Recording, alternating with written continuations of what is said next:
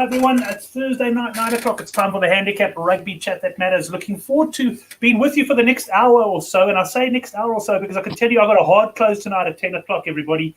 Load shedding. I was trying to explain that to an overseas guy who follows the show. And I just realized how ridiculous it sounds when you're trying to explain that your electricity provider actually cuts you off for various periods of the day. But that's the reality we face here in South Africa. But I can tell you I've got two guests returning to the show. And I say returning because if you're new, you may not recognize them. They haven't been on for a while. I'm going to start to the top of the screen there. And it's Chris Rowe at the Rowe. Chris, what are you... Chris Rowe Tips on Twitter now? What do you call yourself on Twitter there, Chris? Yeah, at Crow Tips, yeah. Crow Tips, that's it. Well, welcome back to the show. I know you're down in Cape Town at the moment. Yeah, back home for a few months. So, yeah, it's been good. So, enjoying it. Yeah, usually back up in Poland, out of all places. But, yeah, good to be back in the mother city and home. Yeah, it's been good. Excellent. There can't be many better places to be than Cape Town. And I know you are going to try to hook up with some of the Son of the Punt boys and that for a breakfast. I'm sure you'll pull that off soon. And I'm hoping to pull off a breakfast or a lunch. He probably wants a pub lunch. But I do have a bit of a drive to get back from him, so I may have to reconsider that one. But it's the conductor. He's had a long layoff. He looks like he spent the time in the gym, although I know that's not the case because he's lost quite a bit of weight. Conductor, great to have you back on the show, man. We've missed you.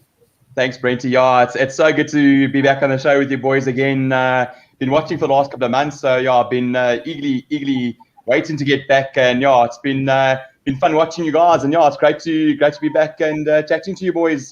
Hopefully we can pick some winners. Excellent. Well, there is loads of rugby, so I'm going to get stuck into it. I'm using Sunbet as the featured bookmaker, but you guys feel free to comment wherever you can see the odds that we talk about. Also, welcome to the guys who are watching in the live show, whether that be on YouTube, on Twitter, or on Facebook. We look forward to your comments during the show as well. But boys, let's get cracking straight away with Super Rugby AU. Brendan, I'll start with you. I've got the outright betting down there below there. At the moment, we've got the Brumbies 21-20, the Reds 23-20. Quite a big shift in betting last week with the Reds, of course, coming to win that game 40-38, an absolute thriller. It looks a two-horse race. Rebels hanging in there at 15-2. And then, of course, the Force at 40-1. I think we can safely call them no-hopers after last week. They lost 10-7 to the Rebels there. Anything for you there, Brumbies now, Reds? What do you think?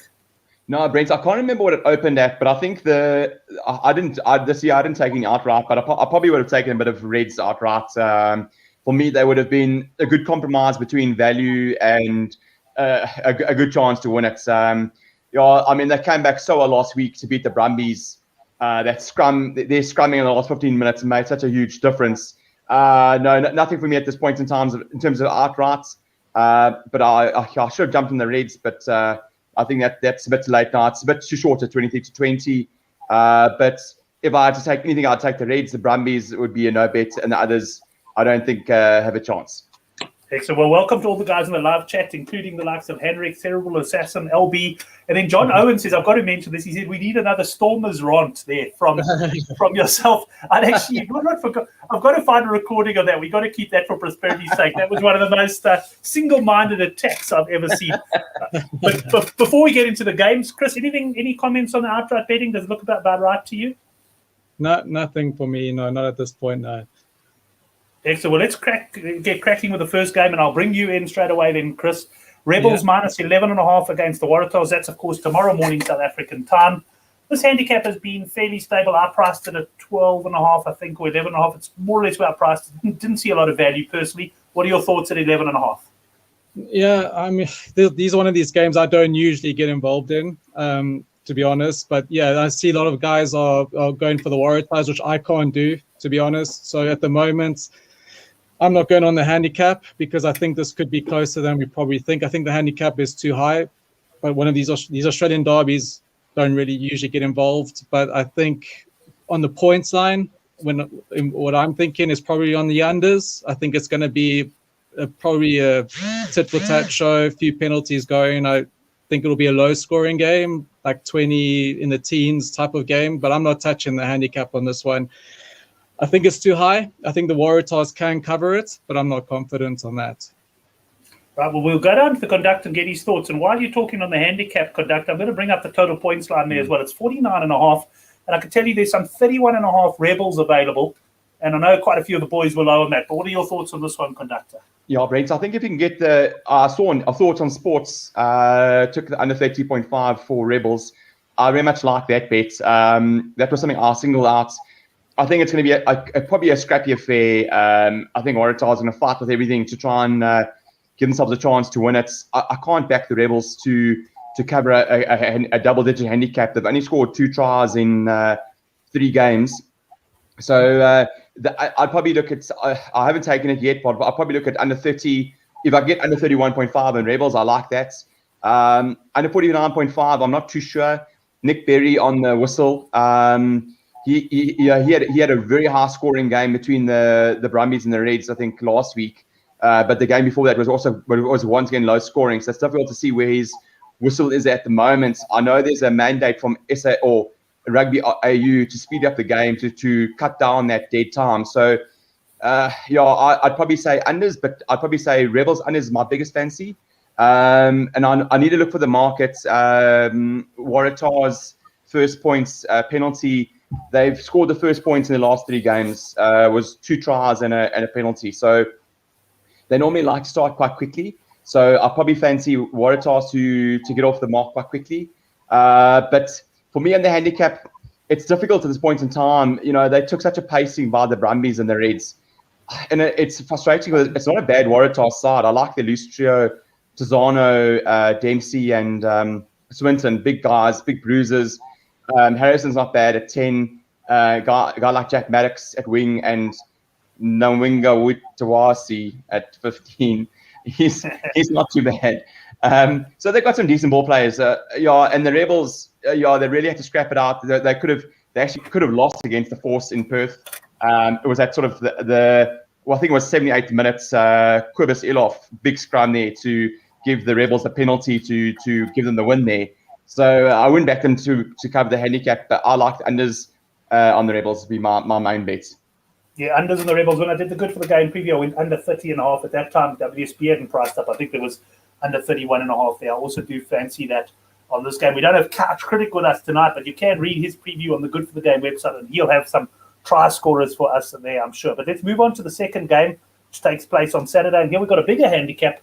It's the Reds minus 14.5 against the Western Force. And gee, was conductor last week. I thought the Force could do the business against the Rebels, and they were absolutely awful. I think they were on 0 at halftime. They ended the match on 7 points. And it's a big handicap, this, but for all the money in the world, you're not going to convince me to stick it on the Force Plus. Yeah, Brent. You're very correct in your sort of assessment of them. They show a lot of ambition and they show a lot of desire to play rugby, but they sort of just go from side to side without the ability to really, punch the holes through the defense. So initially, I like the Reds to knock over that handicap. I'm not a big Force fan, especially with Jake McIntyre at 10. I see Diego Miotti. I think he's not even on the bench. But Tim Anstey is back for them. So the weather in Brisbane looks very rainy, muggy. So it's a bit of rain, high humidity. So my fancy there would probably be Force unders. I haven't seen the points on yet. I'll probably be on Force unders or totals unders there. I think it could be very, very messy depending on the conditions because the forecast is a bit wet. But that would be my main. If the weather's clear, I'd probably like the Reds on the minus, even though they're missing Dangunu. That scrum of theirs, I can't see the Force being able to keep pace with that scrum. I know they've now saying they put Greg Holmes on, and now they're touting him as a great player. He's like 98 in the shade. I mean, he's no spring chicken. So I really think the Tongan Thor will smoke them. Right, Henrik coming in there, Force unders and Reds minus. Yeah, I must admit, I'm leaning in similar direction to you there, Henrik. Weather obviously going to be crucial. I'm very much, I like this Reds team. I like the way they play. And I quite like the thought of Reds overs as well, but I'll wait and see conditions. Let's go up to Chris, get his views on this one. Yeah, I'm going to shadow the Henrik there. I agree. I mean, weather is important here, but I think Force on the unders is a big play. I think if it was dry, if it is going to be good, I think Reds will comfortably clear this handicap for sure. I think, I mean, we would be talking about, I think the Reds are a great side, a young side, but they're coming through And what they did last week was super impressive. I wouldn't have said they could come back and win that game. And the fact that they did, okay, sure, they were like third choice front rankers for Brumbies, and that played a massive role. So maybe it was a false positive, but I honestly didn't expect the Reds to come through there and actually end up winning that game. And the fact that they did proved a lot. And I think maybe they'll develop him faster than I would have thought, because I still think, and I think a lot of other guys agree, that the Reds are going to be strong for the next 2, 3, 4 years anyway. With this group of players, they're amazing. The way they play are good, but weather dependent is important. And I think if the weather is bad, force unders. If the weather is good, Reds -14 easily. Right, sounds like we're all quite aligned for that one. Just a reminder, you can subscribe to our Best Bet newsletter in the subscription box down below on the YouTube channel, as well as the Good for the Game forum there. We're in a bit of a run. We got 3 in a row. Sorry, so before we carry on, I think what's been a really good bet the last couple of games at Brisbane is to stay out of the betting for that first half. Hope for a very high scoring first half and let it get really messy, because that second half in Brisbane is an utter, like, it's a piece of soap for the guys who are trying to handle. So if you can get a couple of trials under the belt early, and that total points get pushed out to about 60, around 60 there, that's actually gold, and then hop on the unders. Yeah, no, fair enough. I mean, I often like that if I like unders, and then you actually want a few tries early to push that line up. It just feels better getting under at the higher line there. But so far we seem fairly aligned, gentlemen. Let's move on to the New Zealand version now, just to run through the outright betting. Crusaders 11-20, Blues 19-10. It's almost pricing up as a 2-horse race, which of course shows you the importance of this week's game between the Blues and the Crusaders. And Chris, getting on to that one, feel free to shout if you do have any outright feels. But the first game of the week is Hurricanes -2.5 against the Chiefs. Yeah, well, it's a -2.5 now. It was 4.5 earlier in the week, which I took. I do like this Chiefs side. I know they're purely horribly out of form, but I think this is their opportunity to do it. Look, the Hurricanes have weapons everywhere. They're at home, but I've never really considered the home advantage for New Zealand derbies for some reason. It's never been like a big factor to me. But I just think the Chiefs, even though they have been hopelessly bad and haven't won, I just think this is their opportunity. +4.5, I like. -2.5 probably wouldn't take. But what I really believe this is going to be a close game. So if you can get that 1-7 market, either team, that would be my absolute play, because I think it's going to be 2 or 3 points either side. I'm going to lean to Chiefs for that, but it could easily be Hurricanes by 3. But I think the Chiefs are going to have a big game, and that's my.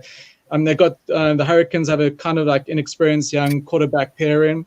And I know the fly-off that's playing. I know he's proven in the younger age groups, which is great. But the hype when these youngsters come through, I've never seen them come on their first game and blow the team out the park. So yeah, he I can't think of his name right now, or if you can think of it now. Yeah, sure, he's a great player, but I don't believe he's going to come here and blow the Chiefs away in his first game. If he does, well done. But I think the Chiefs are this Chiefs team is balanced enough to take this Hurricanes team on. I'm going to say Chiefs 1-7, but the bet for me is 1-7 either side. If you can get that, some bookmakers have that. I don't have it all the time, but that would be absolutely my bet on this game. Well, I've got a second monitor here, and I've got the Sunbet site open. They do offer that 7 points or less, including the draw, and that's at 5-4. So that's either team can win by up to 7 points, as long as the team doesn't win by 8 points or more. Yeah, I collect on that bet at 5-4. That's my best bet for that match. Yeah. Right, let's move on to the conductor and get his thoughts on this one. Conductor, we've got a handicap of 2.5. There might still be some 3.5, 4.5 available. As Chris said, the money has come for the Chiefs, though. And we've got a total points line here of 49.5. Yeah, Brent, I like what Chris's bets is there. The either way, I think it's going to be a close match. I think if Chiefs win, they're not going to win by plenty. They're just not in the right form at the moment. What they've lost 11 in a row. I think they now they start pulling up stats about losing streaks. In the wrong side of the book. So they're just missing a guy like Lachlan Bashir badly. Sam Cane, to me, he just goes AWOL for just massive parts of the game. So it's difficult to back the Chiefs. But exactly as Chris says, Luke Campbell at 9 for the Hurricanes and Auburn Ledger at 10. He played for the Blues. He's okay. I don't think he'd probably make maybe the Pumas side in South Africa. He's not he's not a top class. I mean, it's unlucky for the Hurricanes. They lost Garden Bishop and Hickey. So they're down to, I think Auburn is fourth choice. So it's tough. Obviously they talked about moving Jordie Barrett in that position, but they want to keep him at 15. I'm not going to get too involved in this game. I can see it going either way. The Hurricanes backs to me are quite dangerous. A guy like Celeste Rayasi, I'll definitely put money on him as an anytime try scorer. He was absolutely rampant. I think he was a top try scorer in RTM Cup. So he's absolutely rampant, and he is prolific at scoring. So if I can get decent odds on him, anytime try scorer, that's great. But yeah, it's difficult. It's Chiefs are down on confidence versus Hurricanes who are down to their third choice hooker at Ricky Riccatelli, fourth choice fly half, third choice scrum half. It's difficult, but they still got really, really good players like Peter Umanga Jensen, Jordie Barrett. So to me, either way. What about Henrik's favourite, the bus, Julian Sevilla?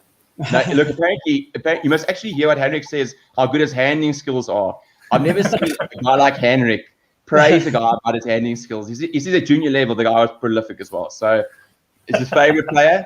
I know he's got a Julian Sevilla, my favourite, with like a kiss on his poster on his wall. So no, I won't be too involved in that game, but I very much like Reyes as a score as first try scorer and anytime try scorer.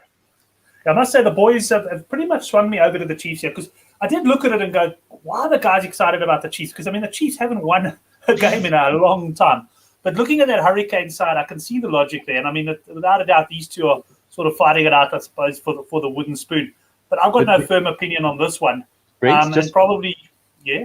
Yeah, so just one thing. It was something that the Sun and the Punt boys brought up, and it is actually very poignant, especially in Wellington. I checked the weather. It doesn't look like much wind, but Wellington wind can kick up quite a bit. So often you can get one team playing with a hell of a breeze in the first half. So it might be worthwhile watching that as well and jumping on that team with a first off cap. Excellent. Yeah, always good to watch the wind. And also something to think about, if the wind is blowing crossfield, things like kicks and that can miss. So often your total points line, you might get quite a few tries, but you're just not getting as many of them converted. So something to think about there. But Conduct, I want to stay with you for the next game. This is Sunday morning, 4:35 South African time. I love nothing better than getting up for a New Zealand kickoff. It reminds me of the days when I used to be a youngster, and this is before any of your guys' time. I used to wake up to watch Harry Coetzee fight Michael Dynamite Dokes in the boxing. Used to get up, or I watched the Springboks tour, the New Zealand and the 80-81 Lions tour. I love getting up early to watch. And last week the Blues delivered for me. I was high on their points. Yeah. And it took a while for them to go into the game. But this should be a cracking game, because, the Blues really, you think if the Crusaders win this, they're going to be almost unstoppable. Yeah, no, I agree with you. I think, Brent, last Sunday was heaps of fun. You and I had wake up at 4 trading messages. We were chatting. Like only 2 guys on the group. And the rest of the guys woke up at 5 to about 30, 35 messages about cursing the Blues. No, it is. Look, Brent, I thought about this morning again. It's a tough one. Blues came off a bye. They played one game, I think, then came off a bye to play the Highlanders. They weren't as clinical as I sort of hoped they'd be. They did really, they did score, they did sort of blunder a couple of opportunities against the Highlanders. Look, they put them away pretty comfortably, but it was a poor Highlanders side in my view. I agree with you. It's going to be an absolute cracker. It's going to be this is going to determine if the Blues are able to measure the Crusaders, because I mean that last half an hour from the Crusaders against the Chiefs, just so that try the Blues dropped over the line. The Crusaders don't make those mistakes, so it's going to be absolute cracker. I'm not going to take anything in this game. I'm hoping the Blues can upset the apple carts and actually beat the Crusaders, but Crusaders are so good. I can't go against them. Yeah, it is tough to oppose the Crusaders. Henrik just agreed with us on the 4:35. What a great time to play rugby, and also suggesting that you don't get these odds every day on the Crusaders. And that's true, isn't it, Chris? Not often you find the Crusaders available at odds of around 7 to 10 to win the game. Yeah, exactly. I mean, it's been a long time since the Blues have actually beaten the Crusaders. I think on many games I thought, this is the Blues' time. They're going to run the Crusaders close, and they don't. This is probably their best opportunity. But I'm just a massive Crusaders fan. I love what they do. I love the work they do. Are the Blues ready to take the Crusaders? Probably their best chance in many years. I'm not backing the Blues to do it. I'm on the Crusaders to win. Not on the handicap. Well, as a Blues fan, having a Crusaders fan on the show, I just want to say thanks for your final appearance on the handicap, Chris. It's been an absolute pleasure that you won't be back. I'm only kidding. I actually love, people do say I do love the Blues, but I actually love the Crusaders as well because I just love their reliability, their consistency, the ability to hit 3 tries in the last 10 minutes. When was it? 2 weeks ago, I was on the Crusaders over 30.5 points in their game. I think it was against the Chiefs, actually. And after 20 minutes, the Crusaders had no points. And, I was a bit annoyed. You're not exactly in control at that stage. But I can tell you I was never that worried because I knew the Crusaders at some stage would just go through one of those bursts where they scored 3 or 4 tries. And they scored all their points in half an hour. And then, fortunately, they packed it in once a bet with one. But they are an exceptional side. I haven't made up my mind on this one yet. I'm a little bit like Henrik saying, gee whiz, the Blues have got a chance, definitely. But, not often you get this sort of price on the Crusaders. And just a shout out there to Sean Nicholas Rugger Bugger. Sean, when we're going to get some decent sevens action, mate? Can't wait for that. I'm sure you are gagging to get going on that as well. Let's have a look at another couple of comments here. Blues surely, that was Henrik. So we had and Sean saying that he's hoping the Blues get a few early scores and then jump on the Crusaders. It's amazing how those New Zealand games swing, Brendan. It's very seldom that a team actually scores 2 tries and then goes on and wins the game by 40 points. Yeah. Invariably, the other team comes back. So Sean's tactic could be a good one there. No, I agree with what Sean says, and I think I'll do the same. I'll wait for an in-play opportunity because, even if the Crusaders go 14 up quickly, you do expect a response on the Blues, and that would actually be my preference. I wouldn't mind a few early scores on the Crusaders, especially in Auckland. I think the level there, I don't think they can have a full crowd, but they'll still have a semi-decent crowd there in Auckland. And I'd like to see the Blues with a bit of momentum that second half, etc., chasing down a couple of points. Because to me, at 2.5, there's no real value. If Crusaders can maybe put 14 on the board, puts it out to 15.5, 16.5, then you're really in the money there because you feel a little bit tighter than that. And as you say, these New Zealand games are weird like that. They're sort of almost quarters where one team will dominate, score 2-3 tries, then the next over to the next guy, they'll score 2-3 tries. So it's very seldom in a New Zealand game where you've got guys that'll dominate the whole game through. If you look at that Chiefs Highlanders game where the Chiefs actually smoked in the first half, Highlanders came back. It didn't look like they weren't going to be scored against. Nareki actually bulldozed them in the second half. So. It's incredible. Good rugby to watch. I'm very excited to see that game. Right, well, we'll stay with you for the first of the Six Nations games. We've got 3 of them to talk about. This one's the most one-sided in terms of the betting. Scotland minus 26.5 against Italy. My goodness me, the amount of times I've said, come on, man, Italy have got to beat a handicap sometime. They're improved. They play more attractive rugby. The fact is, conductor, they've been hammered in all of their matches they played to date. I guess the question is, though, 26.5 points, can they beat that handicap? Brent, I see it's actually a bit of an indication as to how Italy are perceived that Stuart Hogg has been moved into 10. One of the better fullbacks in the world now playing at 12. So, geez, and I had money on Italy over 6.5 first half points last week, and honestly, they didn't look like even sniffing a points. It's disappointing. They first 2 games, Six Nations, they showed us. Yes, they were beaten soundly, but they showed shades of playing good rugby. In that Wales game, they were actually atrocious. Ill-disciplined. I won't be touching that game. I can see Italy clawing it out, and I can see Scotland running away with it as well. It's just, it's so tough to see what mood Italy are in these days. That game against Wales, they didn't feel like, it didn't even look like they were keen to play it. So I won't be touching that handicap. Yeah, it does look a tough game. Italy, I've been burnt by them a couple of times. I was also on that over 6.5 points last week, so pretty disappointed on that. On the other hand, Chris, Scotland may not be in the best frame of mind either, because if I look at the Scotland campaign, they opened up with a victory against England, and they then, they really should have beaten the Welsh. Okay, the red card played a role. And even last week, I thought when they came back into the game, they were going to kick on and beat the Irish, and then a couple of stupid penalties cost them. So their mindset may not be the best, and maybe the conductor's right with his advice. Sit this game out. There's bigger fish to fry on the weekend.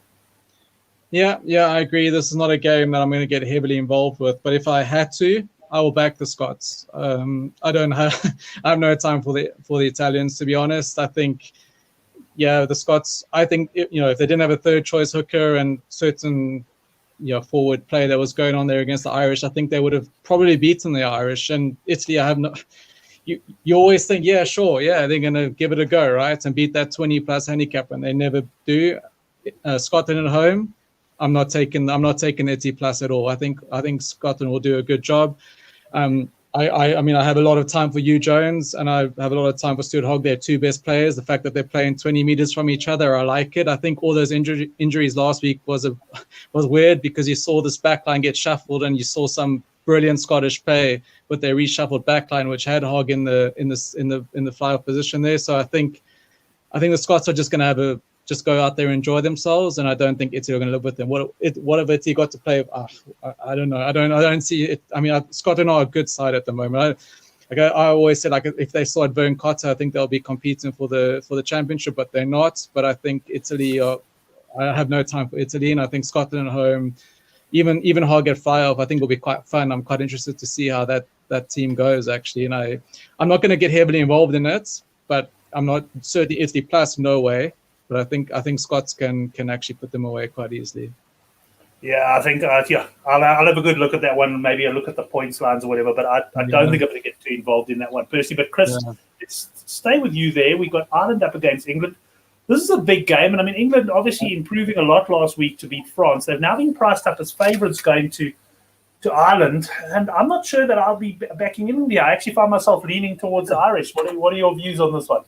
I'm on the opposite. I mean, I honestly don't like England's team.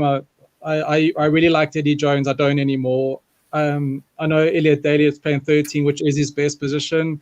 Max Mellons was playing fullback last week. He was throwing passes up and above. I don't know what the hell he was doing back there. I mean, yeah, sure, for Bristol he was good.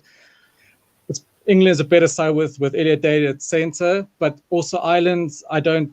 Yeah, no, maybe Dave's on the call, yeah, but even last week, I mean, if Scotland had their first choice hooker, and yeah, things are going to. I think Scotland were the better side than Ireland. I'm going to be honest. Ireland have scraped through Johnny Six. I don't know what the hell he does when he's playing in the midfield. Yeah, you can kick a goal from 10 meters out, 10 meters in and get the win in. But I don't think that's all the value he adds. So I'm not big on Ireland right now. I think they need their very old generation. They need to change that. Saying that, I don't think England play their best side. There's guys in the Premiership that are much better. Saying that, I think England will take a lot from that victory from France. I think England are a better side than Ireland, and I think England will scrape through this game. I don't think Ireland will win this game. I think England will. I don't say that very yes. I don't have a lot of Sounds like you're trying to talk yourself. It sounds almost like you're trying to talk yourself out of the bet. No. It's not like I haven't decided on the bet yet, but I think England will beat Ireland on the weekend. On the handicap, not sure. Yeah. Okay, England to beat Ireland. I'm going to stick my neck out on this one, Brendan. Not a hell of a confident call, but I looked at this and I thought, you know what? I think these Irish can beat the English at home. Yes, England did well against France, but I also thought that France had control of the game, and unfortunately, and a lot of French guys came on Twitter and said to me, you do realize France didn't play a competitive game for a month, and to be honest, I hadn't taken that into account. So maybe that's why the French faded off. But I did feel that despite England's improvement, France were the better side last week, should have won the game. And I'm going for an Irish home win here on the board. I'm going to be like Oracle and just go for the straight win. Anything else from your side on that one? Any try scorers or anything you want to look out for? Brent, it's a tough one. It is tough. As you say, I think France should have won that game. They allowed England in the back door there. But then again, looking at Ireland, they were 14 points good with 10, 15 minutes to go. I mean, at international level, to concede 14 points I don't think it was more than 10 minutes. It's actually unforgivable. And it wasn't. And then Scott being playing flank, right? I mean, there was a bit. They should have played that game out. To me, I don't. Exactly what Chris says about Scotland coach. I'm not a big Andy Farrell fan. He doesn't inspire much confidence. He doesn't look like he's a guy that's really going to take Ireland forward to the next level. I'm not going to really touch that game. I've got bigger fish. Yeah, as you say, bigger fish to fry. I can see it going either way. England, to me, yeah, they've been very, very underwhelming. They name the same Saracen side every week in, week out with guys that aren't performing, etc. Vunipola is not the best 8 in England. So, yeah, I'm not going to be too heavily involved in that game. The only thing I might go for, is CJ Stander, man of the match. They might just give it to him because it's his last game for Ireland. That's an interesting one. It'll be interesting to see what price we get on. So yes, I mean, first of all, they are the underdogs, so already the price will go up a bit because normally the man of the match comes from the winning side. Yeah. So the England players should be slightly more favored. So yeah, that'll be a very interesting one, I must say. That will be a good one, and I think this will be a pretty tight game. Although some of the Six Nations games have surprised me with the points. I think of Wales, England. I think the points line was 41.5, and what did we get? Something like 64, 66 points of the game. But conductor, let me stay with you as we go into the last Six Nations game of the weekend. I can tell you what, I am not missing this one for all the money in the world. I don't care if load shedding, I don't care if I have to put my generator on and wake the neighbours up for this one. I'm not going to miss this game. It's France against Wales. Minus 7.5 points, France at home. I've got a bet for this game, but I'm going to save it for after you guys have spoken. I don't want to influence. It's an absolute. This is not a game. Obviously, this is going to be an absolute crunch game for the Six Nations title. What a great, it's at 10 o'clock, so it means you're going to put the cover over the Weber. You're going to put the beers away, switch to whiskey, settle down on the couch, and enjoy some good rugby. Look, when the final whistle blew last week and France had lost, I immediately lined up this game, and I thought exactly as you say. They hadn't played for a month. They've blown out the cobwebs.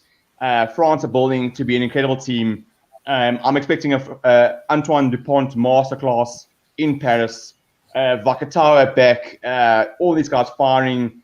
I can't see Wales keeping pace. To me, Wales have had the luckiest Six Nations campaign in recent history. 2 red cards in the first 2 games. They should have been pumped by Scotland. Yes, they beat Italy. Fair enough. Some very, very dubious tries against England where you knock it forward and it goes back off your leg, and that's now deemed to be not knocked on, etc.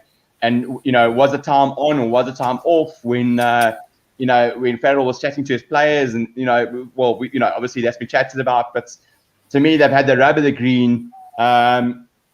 France, they just at a different level. I saw this week a lot of ex-Kiwi All Black players are saying France are going to be an absolute powerhouse. And when Kiwi players start saying that, you actually have to worry. I really think there's just so much talent in that French side. That Damien Penaud try against England was just so well worked. Thrown over the back of the line-outs, couple of passes straight through, almost untouched. So for me, I see you can get minus 6.5. That's my bet for the weekend. Yeah, minus 6.5. The French. Well, I can tell you, you're impressed that the All Blacks are talking up the French. I've been talking up the French for 30 years, and I can't understand it. Chris, let's bring you in there. Are you in the conductor's camp here, or are you going to take a stand against him? Well, no. I believe France are going to win the match. I'm not as confident as a lot of people are. I know that might be against the grain, maybe. It's on the handicap. Yeah, I'm not going on the handicap against France. I know France are an awesome side. I love them. I think they're amazing. I really do. But I at this point in time, this is one of their biggest games they're going to play probably in the last year or two. So this is going to be very interesting. That Welsh side are not bad at all, and I think they're going for a grand slam, and they're going to be up for it. So that handicap for me is too high. So I'm not touching that handicap. I think France will win the game. I like France 1-12. Like that would be my main bet. And I know it probably is going to go against the grain with the guys on the chat, but I think both these teams are actually going to go for it. It's not going to be a ding-dong battle. I think they're going to go for it. There's going to be a few tries in this game. So if the points line is around 45, 44-ish, I will be on the overs on this game. So I think they'll go for it. I think you're going to get lower than that, Chris. I predict you're going to get a points line here of about 41.5. Yeah, I think I'll be on the overs on that. I think because I still think I'm not right now on this game. I'm not going against Wales. I know France are strong. They're awesome, and they needed that game against England. They really needed it, and I think they're going to be good. but Wales are not going to be a pushover. I mean, I know people, maybe they will. I mean, let's see. But I'm not betting on the walkover. So I'm going to go 1-12, and I'll look at the points line. Okay, Johan coming in there with France by 11-20. Johan, you got a price for us there? I imagine that's probably somewhere around 3-1, 33-10. I'd be guessing there.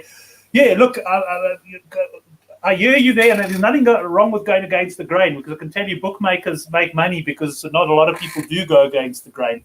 But I'm very much in the conductor's camp with this one. I think the French are going to give the Welsh a bit of a hiding. And I don't know if that was I think it was my Wi-Fi that went down there, or looks like things have gone a bit awry. Can you guys hear me? Yeah, perfect. Yeah. Oh, there. Sorry, man, you disappeared on my screens for a while there. But yeah, so I like the French there. I do think the French, if I can get 6.5 conductor, I'm definitely climbing in to the French with you. We'll, of course, come back and wrap up our best bets at the end. That's the last of the Six Nations games, but there's still rugby to talk about. We've got the preparation series. And, the poor old EP Elephants took another hammering last night at the hands of Griquas. I was so busy work-wise this week, I couldn't even get any bets down. I got a small bet down on Griquas, I think -25 and under 64.5 points, which actually arrived. But I would love to have got more involved in this game. But we've got 3 games to look forward to this weekend. And let's start with you, conductor. We've got the Pumas up against the Cheetahs. Now, I know there was some +12.5, and I know the likes of Son of a Punt and Jordan have got stuck into the +12.5 Pumas. I think you have as well. The current line is 10.5. What are your thoughts here?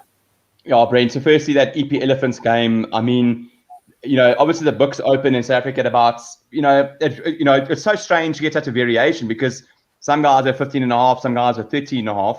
I know a lot of the books in Europe open at about 15, 13, 12.5. I know Chris Lachar, Chris, he phoned his mom, he phoned his granny in France to access the pension fund.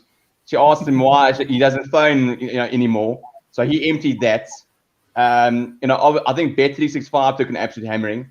That was a great game. I think everyone's trying to get on the Griquas there, so that was nice. Pumas, I'm very much. Oh, sorry, that's the game we're talking about. Hey, yes, sorry. Yes. Pumas, I'm very much in the Pumas camp here. No more visits to the fridge for you, eh? Hey, yeah. No more visits to the fridge. So I like the. You can get 12.5. I think if you shop around. I think Super Bets will give you 12.5. I like the Pumas team. It's the strongest team they're going to put out versus a bit of a. I don't want to say hodgepodge. Hodgepodge sounds quite negative for the Cheetahs, but it's not the Cheetahs side they had in the previous couple of seasons. Missing a couple of players. I know guys like Ruan Pinar's there. I think Steyn is on the bench. But if you look at the Cheetahs, they scraped home against Stormers. I think literally last couple of minutes they beat the Stormers, and literally last minute kick, which I needed by Steyn to beat the Sharks. And it wasn't a good Shark side at that. It was a very, very mixed match Shark side in Bloemfontein. So for me, this is a game. So the Pumas coach rested these players last week. He had a very, very, very young Pumas side last week. So this is his first side. All the guys are back. I think I like 12.5, and I've taken Pumas to win it on the board at 4.5 to 1. I really think this is a game that Pumas could win against the Cheetahs. Right, excellent. Well, quite a bit of difference of opinion on the team strength of the Cheetahs there in the live chat as well. I must admit, I do like the Pumas here quite strongly. I can tell you the Curry Cup game between these sides was priced quite similar. And I was on the Pumas plus, and they ran into a nice lead against the Cheetahs. They looked like winning the game. But in the end, they required a Pumas maul try after the hoot, if I recall, to actually land the handicap on this one. It was really tense stuff. So, I do like the Pumas plus. Chris, you've been following the preparation series while you've been out here in South Africa? Yeah, sure. Yeah, this plus Pumas handicap's pretty good. I think that's probably one of the better bets of the weekend for sure.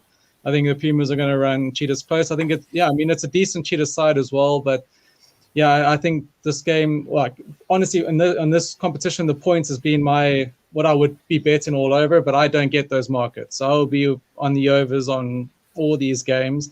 I don't get those markets, but I think the 10-point handicap, Pumas will cover that for sure. I think that's one of my more confident bets of the weekend, to be honest. And it's good to see Eddie Fisher back after that horrific injury, the Stormers. So it's good. He was a big factor for them, and Devin Williams at the back. I think that's better balance for them. So yeah, they got the heavyweights. Cheese has got the heavyweights on the bench, right? Stain and Speckman to come on. But I think by the time they come on, the game will be probably close enough. And I think Pumas will be giving them a good run for their money by then.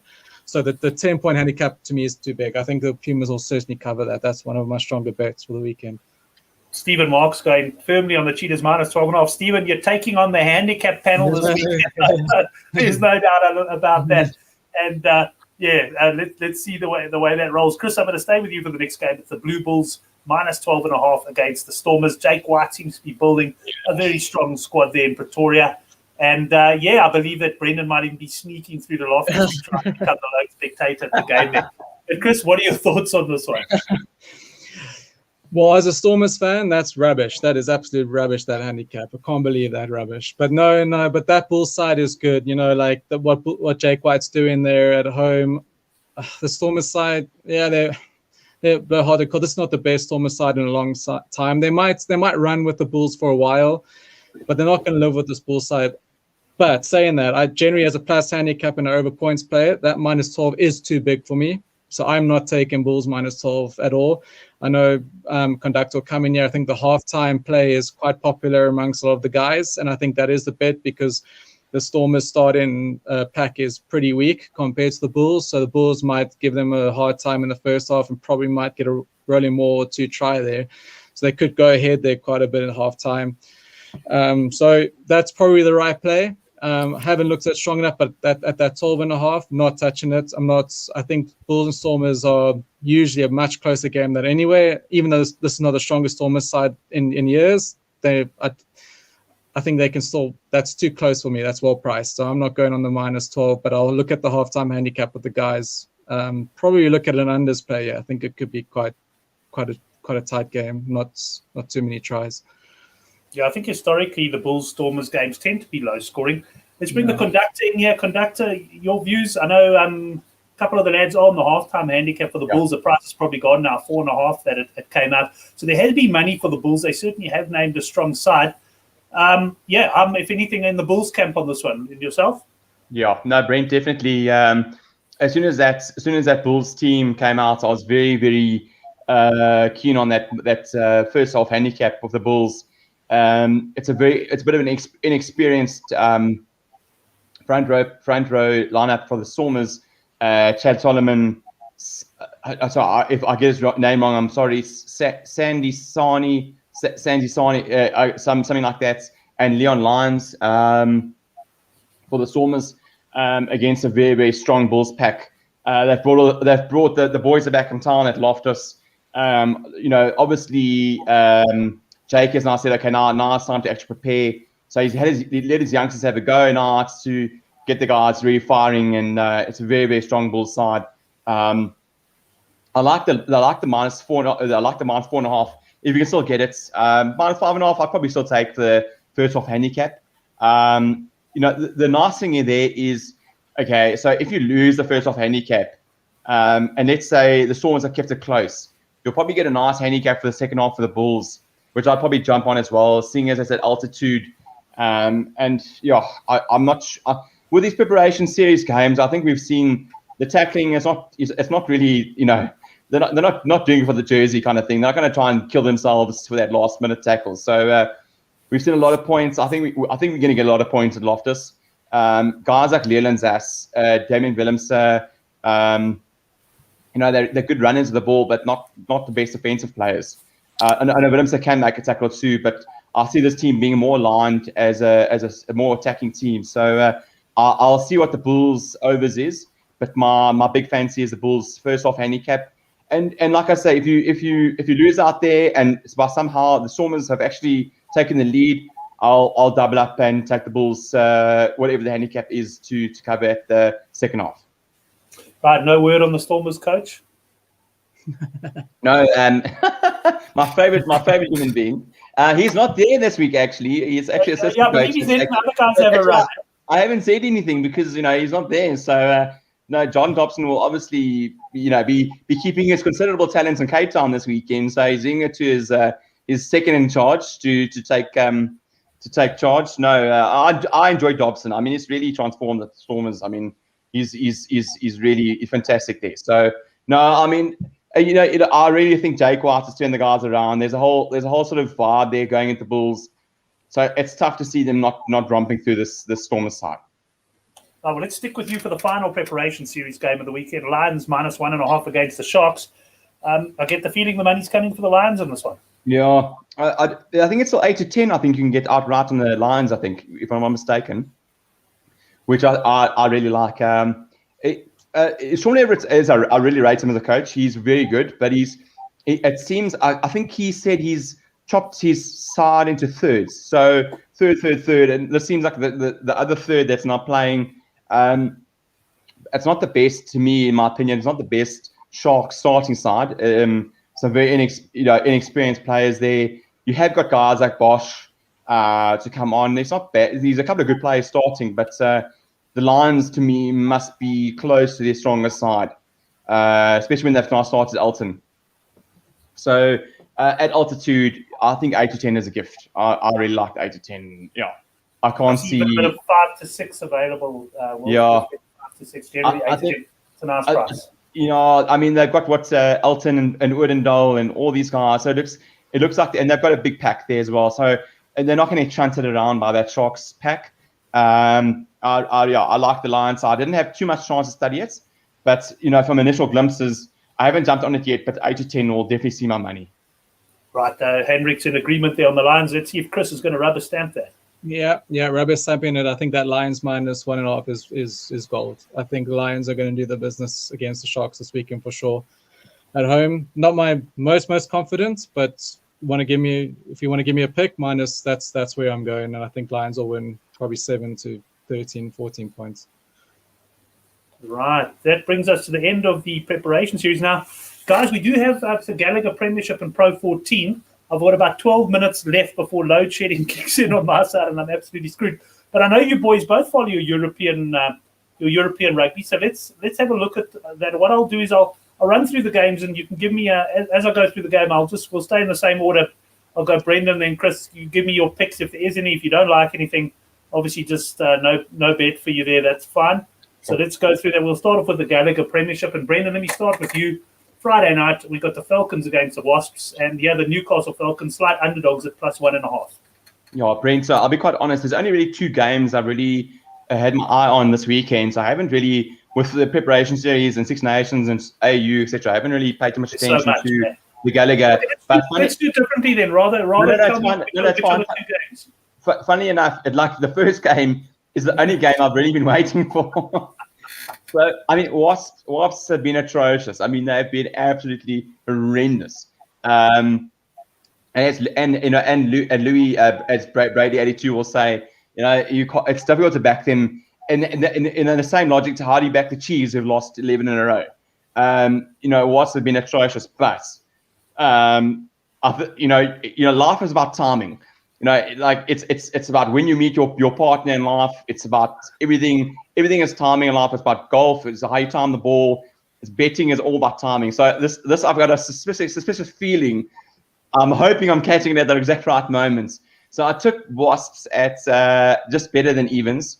They're getting back 3 key players: Kieran Brooks, Joe Launchbury, and Alfie Barbary on the bench. And they've shifted Jimmy Goffith to 10. So Newcastle got absolutely smoked last week by Bath. I'm not sure that Wasps will be able to do the same demolition job up front that Bath did. I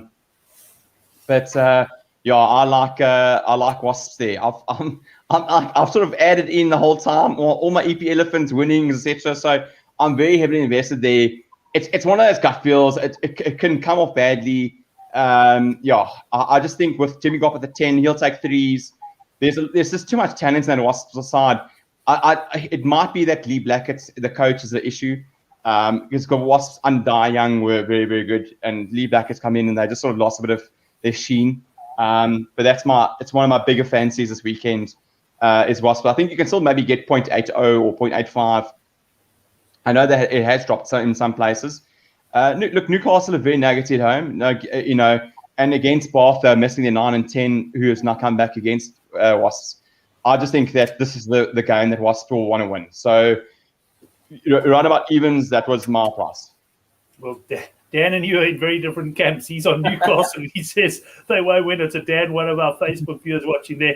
Let's see what happens. Taking on the Conductor, who Jordan Flax has also joined us and says Conductor is my spirit animal. Love that one, Jordan. Jordan, let us know if you got any fancies in Europe. Chris, anything on that game? Anything else in Europe? Premiership that you want to highlight? I'll just quick on the Premiership. Yeah, I mean, Wasps have burned me badly the last couple of weeks. I Bath against Newcastle last week. Bath also burned me badly. Was one of my most confident bets, and they did really well. And I'm gonna back. I said, I know where Conductor's going with this, but I'm gonna back Wasps. I think Gopworth at 10 is better. I think I still like when I look at a match and I see teams, and I think a team is better than the others, which I think Wasp is better than Newcastle. I'll always still back that team, especially like a 1, 2, 3 handicap. So I'm gonna go. I will be betting on Wasps. I will be betting. As much as I hate to say, because I think I've been saying it every bloody week, I'm not. But at some point they're gonna be good. It's all about timing. Hopefully they'll. I believe Wasps will win this game, and I think they'll beat that handicap. And that's a medium confidence punt there. Right. Chris, well, let's stay with you then. I'll tell you what, guys, have a look. Anything else that you fancy in Europe? Run through Europe for us if there is anything else you fancy, and we'll let the Conductor do the same thing, because we'll anyway run out of time with my load shedding if we go through every game. Not more. Probably Benetton tomorrow against Munster. I've never been a big fan of Munster, but I think away from home tomorrow, I think Benetton will probably run them closer. I don't know what the handicap is now. It was very high. Yeah, it was mid-20s, and I think it's about 13.5 now. Now it's getting close to where it should be. So if you got on that plus 20 odd, you're golden, right? Absolutely. I saw actually at 13, touch and go. But the plus 23s, 26s we were getting was good. Plus 13, I wouldn't be touching. But not in terms of handicaps and points, I think Bath, Harlequins, Exeter as a treble, you probably will get close to even money for that. I think that will do good because Exeter, Leicester, Exeter haven't been on the form they used to be in, and Leicester are much better, and we don't know what that bloody pitch in Exeter is going to be like, so it could bring it closer. I think Harlequins will beat Gloucester, but I think any game that involves Gloucester anything could happen with points. But I think Harlequins they've turned themselves around in the last 6 months. I mean, they're a joy to watch. I love watching Harlequins now. They're one of my teams I really enjoy. And Bath at home to Worcester. I think the handicap's 10, but I actually think Bath are going to go on from their win against Newcastle and probably put Worcester away quite comfortably. I think it's around 10-11 that handicap. I think Bath will actually beat that handicap at home. I'm pretty confident. Yes. I don't like Worcester away from home. I don't like Worcester as a team anyway. I think Bath will carry on from their form last week and probably put them away quite easily. So Bath on the handicap, I think it's around 10. Harlequin, Exeter. Yeah, I'm not sure on the handicap. Definitely going to win, but I think I like a Bath, Harlequins, Exeter treble anyway. It will give you close to even money. Yeah, I think it's probably short. I just checked a couple of bookies. It worked out at around about 6 to 10 or so. So but depends. I suppose if you can find a bookie offering it. There might have been some money for those. But anyway, my bookmakers are a bit different to South Africa. We have a little bit different odds sometimes. Yes, so you might be able to get it there still. No, for sure. And the thing is, with all of those things is, they'll move with time. But let's go over to the Conductor. Conductor, what else you got for us in Europe? I know you did say there were 2 games you were eyeing out. Brent, the European, it's obviously the last round of Pro 14 this weekend. So Brady 82 mentioned, I don't know what am I calling Brady 82 or Louis, one of the guests. He actually made a very good point today, was points for Pro 14. If the weather is good in the games, the last game, you can really see the guys actually maybe giving a bit of air this weekend and having a bit of fun, etc. with the games, because some of the guys are playing for something, but some of the guys are playing dead rubbers. So you can see a couple of points flowing. So what I'd suggest the guys is have a look at the games. If there's nothing really to play for, there might be a couple of points. I know some of the points lines often open quite low in Pro 14, in and around 40, 41, 42, 43. If it's good conditions, clear pitch, etc., it's worthwhile to punt on the overs there. I don't normally like to take overs, but they might give it a go. The one that I do like is Glasgow against Dragons. Glasgow still want to qualify for Champions Cup rugby. It's actually such a mess in Europe. If you think SA Rugby is a mess, it's even a worse mess in Europe. They're not even sure how many teams will be able to qualify from Pro 14 for Champions Cup. So they're not sure if the top 3 from either group will qualify or top 4. So at this point in time, each team, the guys are trying to improve the position as best they can. So I like Glasgow to beat the Dragons. I think the cap is about -3, -4. It's the game's in Cardiff, not in Newport, on an artificial pitch, which will very much favour Glasgow, who are used to an artificial pitch. So I like the Glasgow cap. Like Chris says, if the guys were clever enough to get it on the Benetton cap at +26, I think it's sitting at 13 or 14. So it's almost a half drop in points. So So I think that's I think if you got on that, that's nicely done. But my main advice would be to look at the point signs for the Pro 14, look at the conditions, and if it's a low cap, I'd actually almost take overs blindly. Just say, listen, it probably will be the case of the guys last game. Have a go. Right, guys, I'm going to give you each about 45 seconds to wrap up your best bets, because I'm about 2 minutes something away from losing you guys if load shedding is on time. And it's one thing in South Africa. The one thing that's efficient in South Africa is the guy hits the load shedding switch. Right, let's start with you, Chris. Your best bets for the weekend. Give me one or two. Well, I'll give you 3 quickly. I think Chiefs, Canes, either team 1-7. England, Ireland, either team 1-7. Pumas +13. Those are my best bets for the weekend. That was quick. You've got an extra few seconds, conductor, because Chris is really quick. Thanks. I'll talk really slowly for mine as well. No, I like France -6.5. If you can get 6.5, I like France there. And I'm big on the Pumas on the plus. And as a speculator, Pumas as a value bet, Pumas to win the game. Excellent. Well, I'm going to be listening to the show again, probably on double speed tomorrow morning as I try and work out the newsletter best bets. We'll certainly have an accumulator there. But at this stage, I am leaning towards the French and the Pumas as well. I do like the conductor's picks there. Gents, it's been an absolute pleasure. Chris, great having you back on the show. Yeah, and have a cracking weekend, and hopefully your bets come home. Yeah, thanks, guys.